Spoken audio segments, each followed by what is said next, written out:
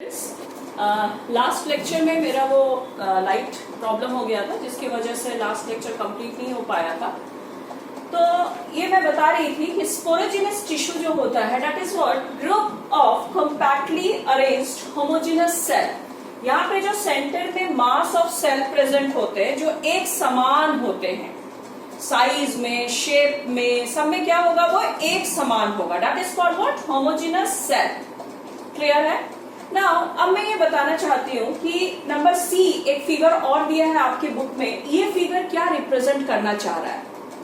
Actually ये figure में जो एंथर के 4 लेयर प्रेजेंट होते हैं, एंथर वॉल में जो 4 लेयर प्रेजेंट होता है, जब पॉलन ग्रेन्स, स्पोरोजिनस टिश्यू जब पॉलन ग्रेन्स का फॉर्मेशन करता है, जब मैच्योर हो गया एंथर, देन क्या होता है? एंथर डेहिश होता है। तो डेहिश, जब डेहिशंस होता है तो एंथर वॉल कहीं से तो रप्चर होता होगा। जो रप्चर होने वाले पॉइंट होते हैं that is called what? Line of dehiscence. That is called what? Line of dehiscence. तो कहने का सेंस ये है कि चारों जो लेयर हैं वो तो फटते होंगे जरूर। तो हो क्या रहा है? जैसा कि मैंने पहले बताया था, epidermis it is outer most layer which is very thin. ये तो आउटर मोस्ट कवरिंग है, प्रोटेक्शन प्रोवाइड करा रहा है।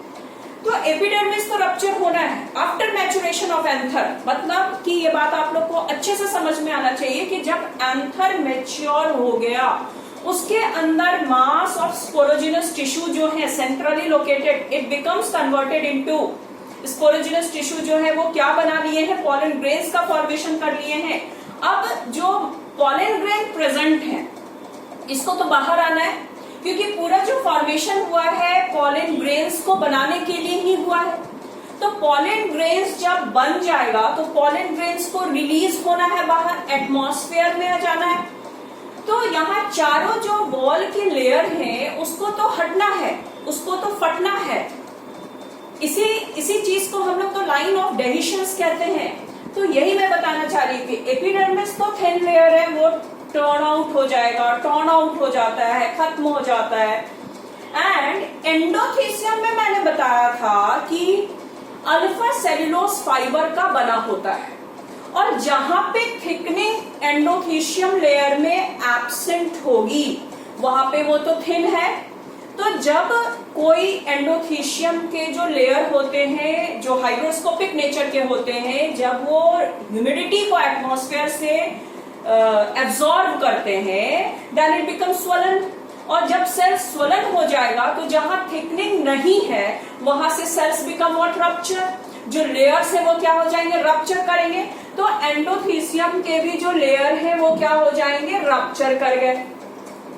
क्लियर? मिडिल लेयर के बारे में मैंने पहले से बताया हुआ है कि middle layer is ephemeral in nature, it is short lived. तो मिडिल लेयर भी हट गया। बचा नंबर 4 टैपिटम। टैपिटम तो नरिशमेंट प्रोवाइड करते करते वो भी खत्म। तो अल्टीमेटली जो स्पोरोजिनस टिश्यू जो पॉलन ग्रेन्स बनाया है ये रिप्रेजेंट किया गया है पॉलन ग्रेन्स। अब ये पॉलन ग्रेन्स जो बहुत सारे पॉलन ग्रेन्स है, 1000 ऑफ पॉलन ग्रेन्स का फॉर्मेशन यहाँ पे हुआ पड़ा है। जब ये रप्चर करेगा, एपिडर्मिस फटा, एंडोथीसियम लेयर फटे, number 3 is what? Middle layer तो वैनिश हो ही चुका, टैपिटम भी नहीं है। तो जो पॉलन ग्रेन्स अंदर के तरफ पड़ा हुआ है ये लाइन ऑफ डेहिशन से क्या होगा? It become released out in the atmosphere. तो ये पूरा प्रोसेस है आपका, इसलिए मैंने यहां लिखा है अ मैच्योर डेहिश्ड एंथर। मतलब क्या है? एक एंथर अब पूरा मैच्योर हो चुका है, उसके अंदर में पॉलन ग्रेन्स भरे पड़े हैं, और ये पॉलन ग्रेन्स लाइन ऑफ डेहिशन से बाहर के तरफ एटमॉस्फेयर में क्या हो रहा है? ये रिलीज हो रहा है। ओके, तो ये हमारा पूरा टॉपिक यहाँ पे खत्म होता है। नेक्स्ट क्लास में मैं माइक्रोस्पोरोजेनेसिस को डिस्कस करूंगी। Thank you.